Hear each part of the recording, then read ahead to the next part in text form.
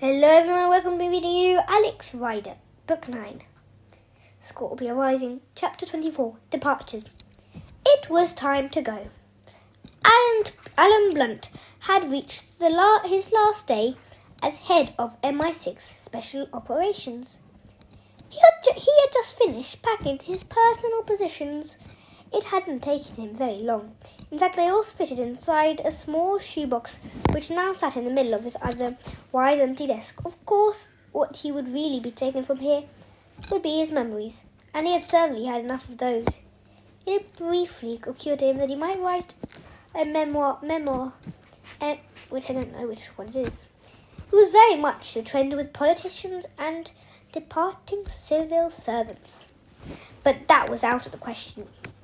It was part of the job description that he should take his secrets to the grave, and if he tried to sell them, he might arrive there sooner than he had expected. He took one last look outside. It was a hot summer. Liverpool Street was unusually bright, the sun flaring off the plate glass windows. There was a pigeon half asleep on the ledge outside. Did birds sleep? Blunt tapped on the glass and it flew away. The possibility of using, once discussed that with Smiths, the possibility of using homing pigeons to listen in on 14 ambassadors. Home pigeons with homing devices around one leg. Convert weapons division had conduct. A.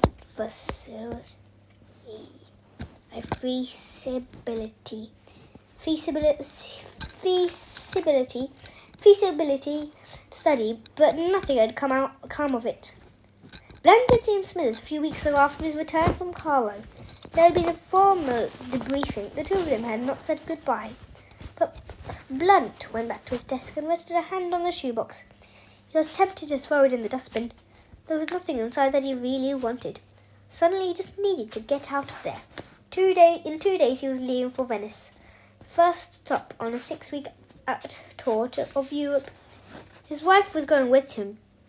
It would be the longest time. The two of them had spent it together since the day they were married.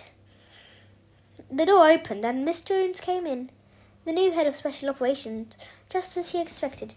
He seemed surprised to see him, but that couldn't be the case because she had requested a final meeting before he left. For a moment, the two of them looked uneasy. The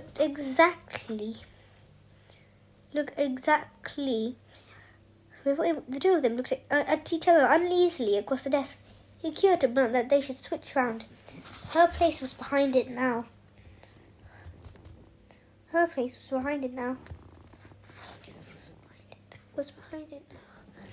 He moved back to the window and sat down in an armchair that looked antique, but which is actually modern, like so many things in this building.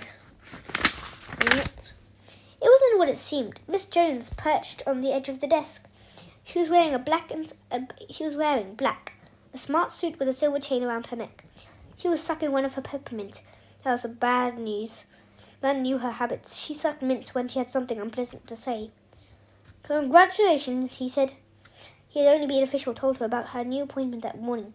"Wish you every success." Thank you, Miss Jones said briefly. "Have you made plans?" "Travel. A little golf, perhaps. The BBC's asked me to join the board." "I know, I recommended you." She paused, hands resting on behind her on her desk. "Before you leave, we have to talk about Alex." "Yes, I thought he might be on your mind." "How is he?" "I'm afraid he's not well. What did you expect?" What did you expect? It was very unfortunate. The loss of that housekeeper of his, Jack Starbow, was more than a housekeeper. She was his closest friend. She was the only adult friend he had. Certainly the only adult he could ever trust. Nobody could have foreseen what would have happened. "Is that really true?" Miss Jones walked behind the desk and sat down. She had taken Blunt's chair, and the message was clear. She was taking his authority too. Scorpia too. Scorpia set a trap for us, and we walked straight into it. Levy Quoll turning up the flames with an iPhone conventional lodged in his top pocket, and full of clues leading us to the Carr International College of Arts and Education. Then they played us for fools, and that's how we behaved. If it hadn't been for Alex, the Secretary of State would be dead, and we'd be at war with the Americans. And all this for the Elgin Marbles. It almost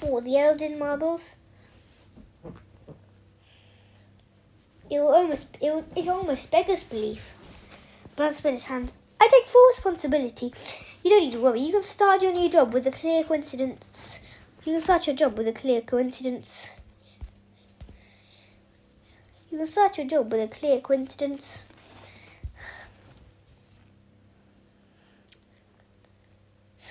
I wish that were the case, but I agreed to use Alex Ryder from the very start.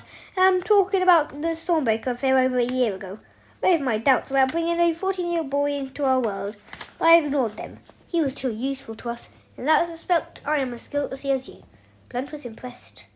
There was a quality to his former deputy, a steel in her voice, that he had never noticed before. How bad is he? He asked. As I'm sure you know, he killed Julius Grief. He killed Julius Grief. Miss Jones said. There was something else, by the way. We should never have accepted Grief's supposed death in Gibraltar. We've already given instructions for the whole facility to be shut down anyway. Alex has had guns before, but this was the first time he's actually used one to kill. He was forced to shoot Julius in cold blood.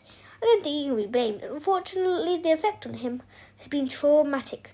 She fell silent for a moment. Blunt waited. I've talked to psychologists, and they said that for Alex it was almost as if he were killing himself. For all, the two of them were identical. What it boils down to is that the part of Alex Ryder died with Julius Grief. He shot himself, or perhaps a part of himself, that should never have been born. Maybe that was a part we created, Blunt suggested. Maybe it was, but as far as I'm concerned, the file of Alex Ryder is now closed. It's an experiment we should never have attempted. There's no point ranking over it all again now. We were wrong, both of us. It will never happen again. Is that why you wanted to see me? No, it's one thing you have to answer before you leave. The attack on Alex Ryder at Brooklyn School. Jones waited for Blunt to respond, but he said nothing. He showed nothing more than polite interest. She wasn't surprised. A gunman was sent to shoot Alex, he went on, but curiously, Eric Gunton never mentioned it, nor did Rusin. One might almost think that they knew nothing about it. There were two other questions that have puzzled me. The first one is very simple. Why did the sniper miss? It's true that Alex noticed him and reacted quickly, but even so, the bullets hit his desk, not his chair. It's as if the sniper wasn't aiming at him. Then there's the business at the Wandsworth Industrial Estate. Alex overheard the gunman talking to the helicopter pilot. It was fine, mission accomplished. That was what he said. Was he lying, or was he actually telling the truth? Had he achieved what he set out to do? Where are you going with this? Blunt asked. I think you know where exactly I'm going. You thought Kerry College was in danger, and you decided to send Alex there. So you recruited the sniper and the helicopter pilot. You set up the whole thing. If Alex believed he was in danger, worse than that, his friends might also be in danger. He would have no choice but to leave.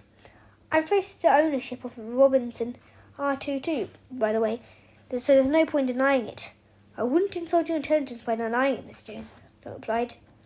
But what happened to the pilot and the sniper? They survived. They broke a few bones, nothing serious.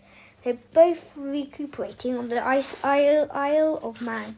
Do you have any idea how serious this is? You're away just shooting in a British school. You brought half of London to a standstill. You've wasted thousands of hours of police time, and all so you could get your way. You were wrong all along. Scorpia tricked you. And Blunt took off his glasses, wiped them with his handkerchief, then put them on again. His eyes were suddenly tired. Who knows about this? He asked. Only me. And what do you intend to do? There was a brief silence. Nothing. Miss Johnson made the decision before she came into the room, or she just made it just then. It made no difference. I can separate from my responsibility, or this, he went on. I understand why you did what you did, and I understand in your way knighthood. So go to Venice. Enjoy your holiday. We've been together for a long time. We won't see each other soon. Alex had barely spoken during the 2 days they had been together. There was something terrible about the silence that had taken hold of him, like some sort of illness. He showed no interest in food and barely ate. If he was asked something, he would respond. If he asked something, he would respond politely, but he never volunteered anything. There were long minutes when he didn't seem to be in the room. When his eyes were somewhere else in their first meeting, it seemed to Edward that something inside Alex had broken and would never be repaired. He wondered if he was doing the right thing, taking responsibility for him, bringing him into his home. But even in the past 48 hours, he noticed a small difference. Alex was more alert, and now his pace was quickening as he headed down the long tunnel towards the plane. As if he was in a hurry on his way, he had overheard Alex talking to Sabine on the phone, and knew that he was looking forward to seeing her. Was it too much to hope that Alex was already decided to heal? Suddenly, Edward was planning to work it all out. Alex would be part of a family, something he had never experienced in his life. He would be thousands of miles away from the forces that had done so much damage to him. It was a fresh start. Finally, he could finally be what he's always wanted to be. Always wanted. An ordinary boy. 20 minutes later, they were sitting beside each other with their seat belts fastened. Alice was next to the window looking out. The plane had reached the side of the runway and was waiting while the pilots make the final checks. Are you feeling all right, Alex? Edward asked. Alex nodded. Yes, I'm fine. The engines roared. The plane roared forward, took a speed, the red rose in the sky. Hi everyone, that's the end of Book 9. The blurb says Alex Rider wants his life back, but when you're the most successful spy, then there's only one way out. Alex's final mission will be the deadliest of all. One bullet, one life. The end starts here. That's the end of me reading you this book. So goodbye everyone and thank you for listening to this.